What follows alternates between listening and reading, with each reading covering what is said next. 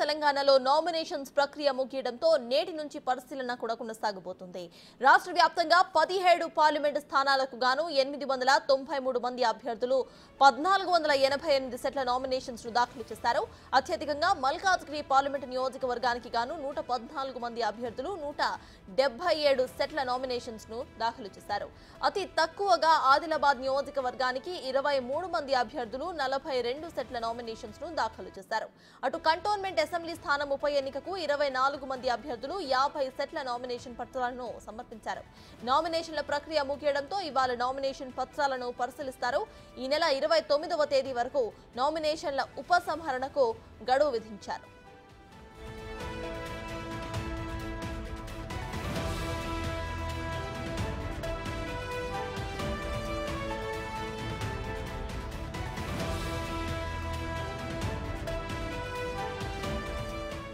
అటు ఏపీలోనూ నామినేషన్ల స్వీకరణ ముగియడంతో న్యాయవాదులు సమక్షంలో ఇవాల్టి నుంచి నామినేషన్ల పరిశీలన ఉంటుంది.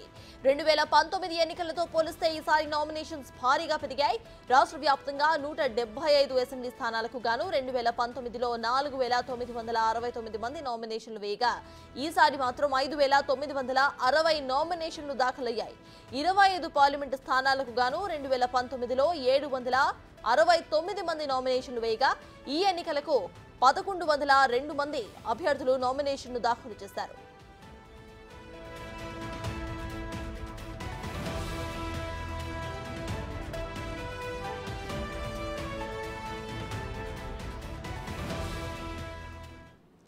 ఇక ఇవాటి నుండి అయితే నామినేషన్లు ఎవరైతే దాఖలు చేస్తారో ఆ వెరిఫికేషన్ జరగబోతోంది. ఇక ఏపీలో దీనికి సంబంధించిన పూర్తి డీటెయిల్స్ మా ప్రతినిధి శివ అందిస్తారు. శివ, చెప్పండి, ఇవాటి నుండి ఏపీలో కూడా నామినేషన్స్ ఎవరైతే వేశారో వాళ్ళ వెరిఫికేషన్ జరగబోతున్నట్టు తెలుస్తోంది. ఇక లాస్ట్ టైం కంటే ఈసారి అత్యధికంగా కూడా నామినేషన్లు దాఖలైనట్టు తెలుస్తోంది. సో ప్రెజెంట్ దీనిపైన అప్డేట్స్ ఏంటి? రైట్ సత్తాజ్ మొత్తం మీద చూసుకుంటే ఆంధ్రప్రదేశ్లో నామినేషన్ల ఘట్టం ముగిసింది. ఈ రోజు పరిశీలన జరగబోతోంది.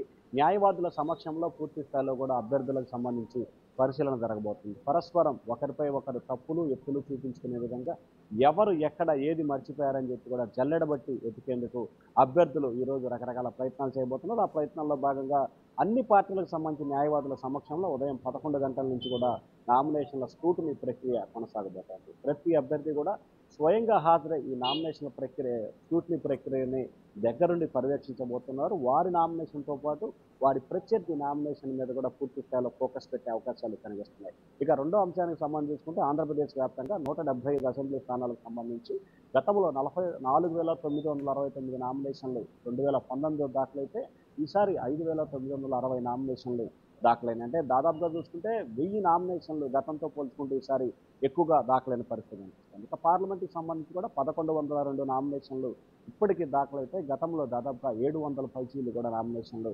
ఆంధ్రప్రదేశ్లో దాఖలైన. అయితే ఈరోజు స్క్రూటినీ జరుగుతుంది. స్క్రూటినీలో ఎంతమంది ఉంటారో, ఎంతమంది వికెట్ డౌన్ అవుతుందో కూడా ఉత్కంఠ అయితే అభ్యర్థుల్లో కొనసాగుతుంది. ఎందుకంటే మొదటిసారిగా అభ్యర్థులు నామినేషన్ వేసిన అభ్యర్థుల్లో కొంత ఆందోళన, భయం, అలజడి నెలకొనుంది. వారు పూర్తి స్థాయిలో టెన్షన్లో ఉన్నారు. వారందరికి సంబంధించి కూడా పలు జాగ్రత్తలు తీసుకోవాలని ఇప్పటికే ఆయా రాజకీయ పార్టీ నేతలు న్యాయవాదులకు, అభ్యర్థులకు పలు సూచనలు, సలహాలు చేయడంతో పాటు డెమోను కూడా నిర్వహిస్తున్న పరిస్థితి కనిపిస్తూ ఉంది. అన్ని నియోజకవర్గాల్లో కూడా ఇప్పటికే రాష్ట్ర కార్యాలయం నుంచి కూడా ప్రతి నియోజకవర్గానికి ఈ నామినేషన్ల ప్రక్రియను పరిశీలించేందుకే ఒక్కొక్క న్యాయవాదిని కూడా కేటాయించినట్లు కూడా తెలుస్తూ ఉంది. 175 అసెంబ్లీ, 25 పార్లమెంటు స్థానాలకు సంబంధించి ఇటు కూటమి తరపున ఒకరు, అటు వైసీపీ తరపున మరొక సీనియర్ న్యాయవాదులు రంగంలో దిగబోతున్నారు. మరి ఎవరి నామినేషన్ ప్రక్రియ ఏం జరగబోతుందనే ఉత్కంఠ అయితే కొనసాగుతోంది. మొత్తం మీద చూసుకుంటే కనుక గతంతో పోల్చుకుంటే ఈసారి మాత్రం ఇటు పార్లమెంట్, ఇటు అసెంబ్లీ రెండింటికి కూడా నామినేషన్లు అయితే చాలా ఎక్కువగా నమోదైన పరిస్థితి కనిపిస్తూ ఉంది. చెప్తారు. Right, thank you Shiva.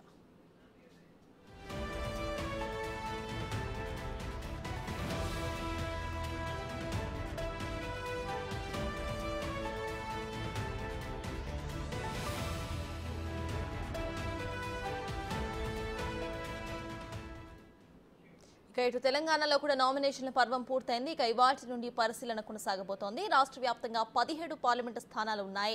ఇక దీనిపై పూర్తి డీటెయిల్స్ ను మా డిప్యూటీ బ్యూరో చీఫ్ సాదిక్ అందిస్తారు.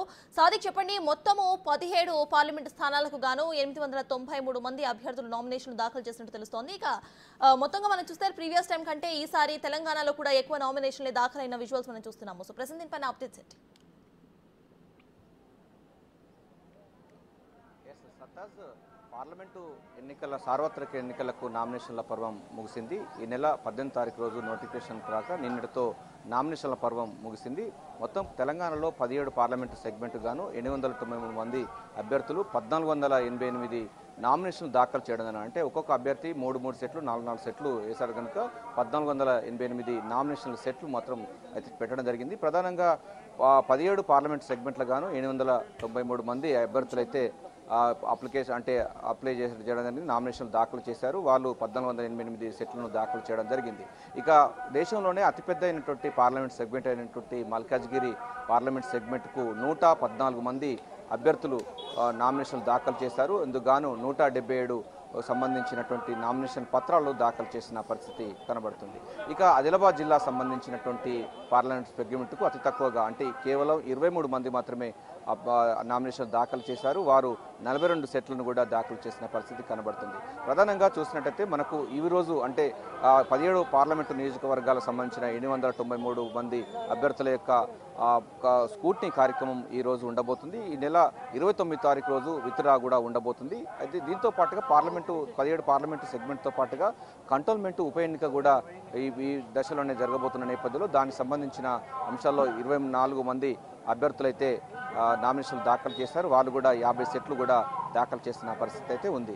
సో మొత్తంగా చూసినట్టయితే పార్లమెంటు సార్వత్రిక ఎన్నికల సందర్భంగా తెలంగాణలో 17 పార్లమెంటు నియోజకవర్గాలకు గాను ప్రస్తుతం అయితే నామినేషన్లు దాఖలు చేసిన వారి సంఖ్య 893కు చేరుకుంది. దీనికి సంబంధించిన అనేక అంశాలన్నింటిపైన కూడా అంటే స్క్రూటినీ చేయబోతున్నారు. ఎందుకంటే అప్లికేషన్ నామినేషన్ పత్రాల్లో స్క్రూటినీలో చాలామంది వెళ్ళిపోతారు. అదేవిధంగా బీఫామ్స్ లేని వాళ్ళు కానీ లేకపోతే బీఫామ్స్ వచ్చిన వాళ్ళకు సంబంధించిన అంశాల్లో కూడా ఈరోజు స్క్రూటినీ ఉంటుంది. ఈ నెల 29వ తారీఖు రోజు మాత్రం విత్డ్రా కార్యక్రమం ఉంటుంది. వచ్చే నెల అంటే మే 13వ తారీఖు ఎన్నికలు ఉన్న నేపథ్యంలో పూర్తి స్థాయిలో కూడా ఎన్నికల కమిషన్ అయితే కసరత్తు ముమ్మరం చేసింది. సో అతిపెద్దమైనటువంటి నామినేషన్ల పర్వం కొనసాగడంతో ఎలక్షన్ కమిషన్ వాళ్ళు కూడా ఊపిరి పీల్చుకున్నారు. ఇక ఆ ఎన్నికలకు సంబంధించినటువంటి ప్రత్యక్ష కార్యక్రమంలో ఎన్నికల కమిషన్ వెళ్ళబోతుంది. సో 17 నియోజకవర్గాలకు ప్రస్తుతం అయితే 893 మంది అభ్యర్థులు అయితే నామినేషన్ దాఖలు చేశారు. వీళ్ళతో స్కూటీలో ఎంతమంది బయటికి వెళ్తారన్న పైన కూడా ఈరోజు సాయంత్రం కల్లా తెలిసే అవకాశం ఉంది. ఈరోజు మాత్రం స్కూటీ కార్యక్రమం ఉండబోతుంది సత్తాజ్.